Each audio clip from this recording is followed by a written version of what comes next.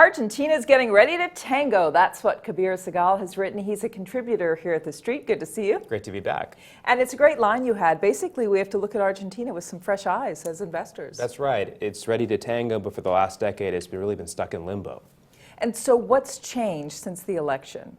Well, President Mauricio Macri, he's really business friendly. He spent some time in New York. He was educated here. He spent a stint at Citigroup. He campaigned on a raft of market-friendly initiatives.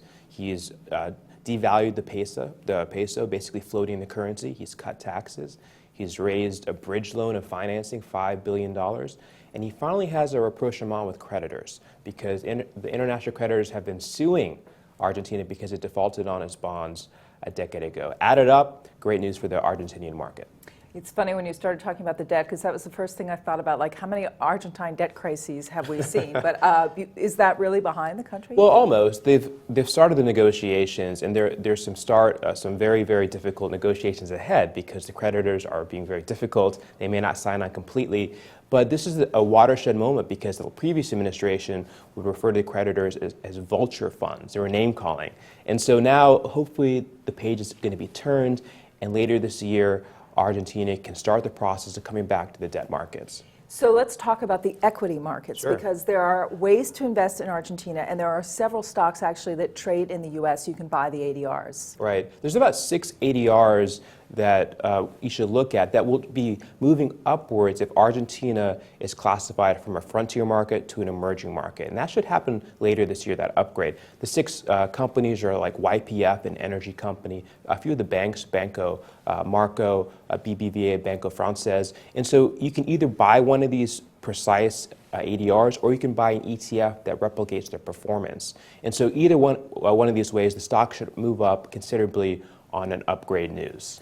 There's also a software company that you think you can play. Tell me about that. It's called Globant, and I think that it's a very good stock to look at. It's already run up 100%, and probably 25% more to go because the top line is growing very, very fast, 25%, and the margins should be healthy because with the peso devalues, the margins will be moving up considerably.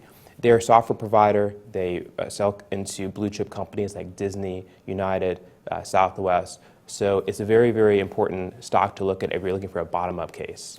And I think maybe we should backtrack a little bit and explain the importance of being an emerging market, because the MSCI index makes a huge difference, and it's very different than being a frontier market in terms of how institutional investors might look at you. Right. So back in 2009, Argentina was downgraded from an emerging market to a frontier market. And for global institutional investors, they use the MSCI as a benchmark. And it's very important to see what's in the benchmark, what's not in the benchmark. So if it gets upgraded to an emerging market, that's about $3 billion more in capital inflows to a market that only trades about $70 million a day. It should help those 60 ADRs. It should help Globant, this technology company. Kabir Sehgal, good to see you again. My pleasure. Thanks. I'm Rhonda Schaffler for TheStreet.